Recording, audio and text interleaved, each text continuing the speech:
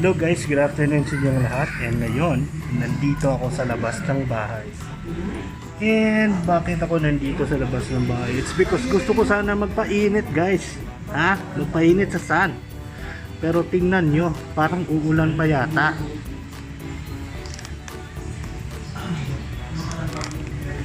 Diyos ko Lord.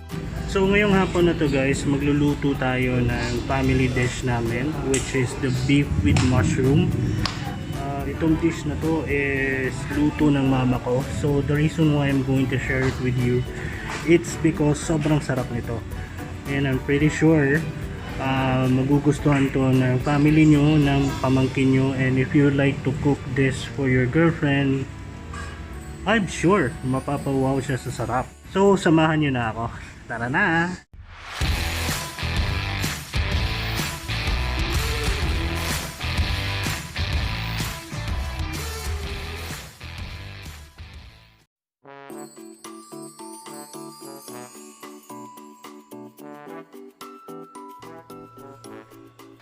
So let's start marinating the 450 grams of beef. And ito yun siya, yung mga ingredients niya for marination. It's calamansi juice,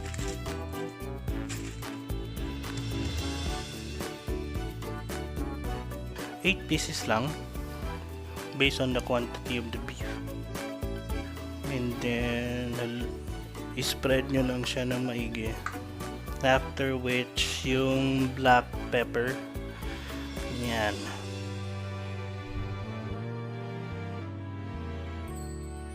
½ tablespoons of black pepper. The next one is yung soy sauce nya. You need to have at least 1/4 cup of soy sauce. Lagay nyo lang din, yan o, measurement. So yan, spread out. And then once, hugas naman ang kamay kayo, of course. And then you need to mix it well para yung marinated sauce mixture well absorb sa meat mismo. Yan. And itong luto na to is actually done by mama. So it's been a family recipe for quite some time now. So kaya sinishare ko to sa inyo kasi sobrang sarap nito, as in totally magugustuhan to ng mga anak nyo, mga anak ng mga kapatid nyo. 100% favorite to nila. Once na-achieve mo na yung mixing and yung aroma, you need to refrigerate it for 1 hour. Yan.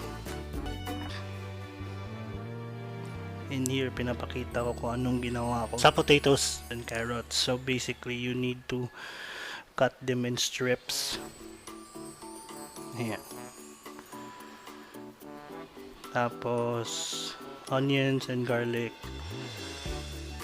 dapat naka-mince. Yan. Okay, now i-fry muna natin yung mga vegetables. So half bottle ng oil gamitin nyo. So once heated na yung oil, you need to start frying the vegetables. Yan. Okay, fast forward lang natin guys para mabilis, kasi yung process nito is very long, like 1 hour and 20 minutes or 1 hour and 30 minutes, depende. Gamit ko kasi induction. So right now we need to cook the beef. So meron dyan siyang 5 tablespoons of oil. And then una is yung minced garlic. Okay, saute nyo lang yun siya. Right after that is yung onions. Haluin nyo lang. And then once na-achieve nyo na yung sauteing of the onions and garlic, of course, you need to add now the beef. Yan yung minarinate natin for 1 hour. Yan.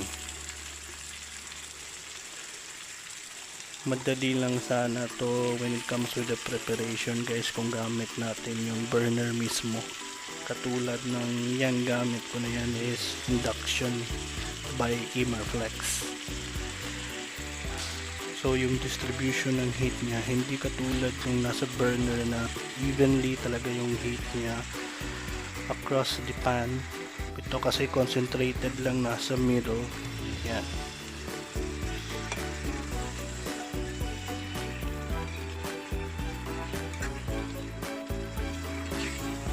So, yan. Once we've done mixing the beef to the sauteed onions and garlic, i-cover natin siya for 30 minutes lang. Yung goal natin is to soften and tender the beef. After 30 minutes, pansin nyo na matigas pa yung beef, what we're going to do is to add 1/2 cup of water. Tapos we need to extend the simmering for 15 minutes. So dapat naka medium heat lang to kasi nagsisimmer tayo. Kasi kung too much heat, lagot. Ngayon taste test natin para malaman kung nakuha na at na-achieve ba natin yung soft and tender sa beef.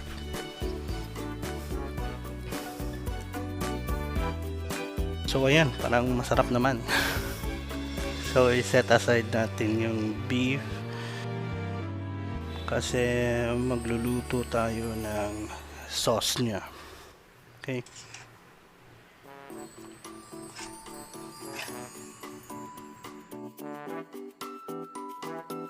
Isang pot, you just need to have 3 cups of water.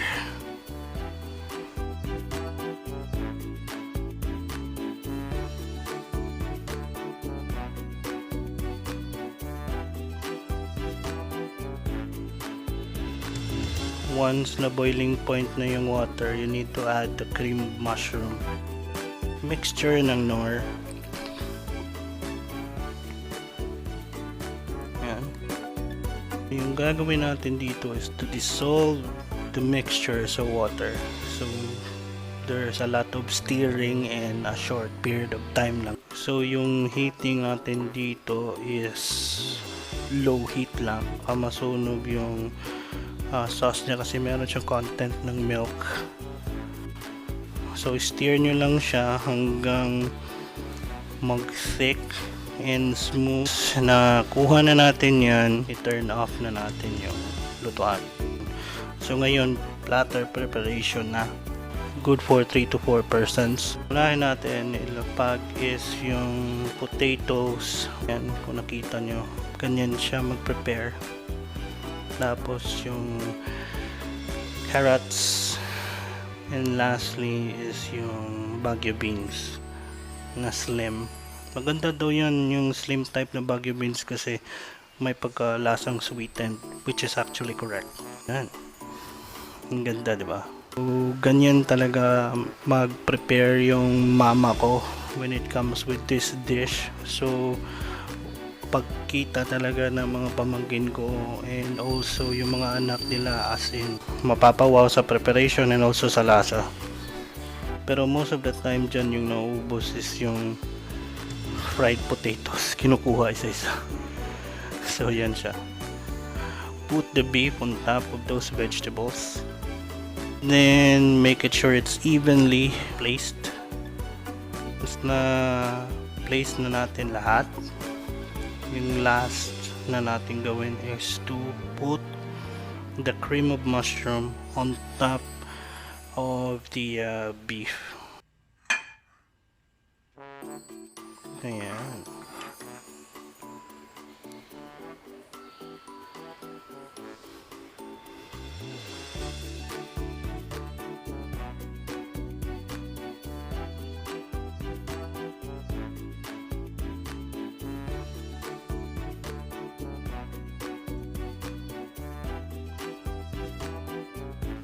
Ayan na siya.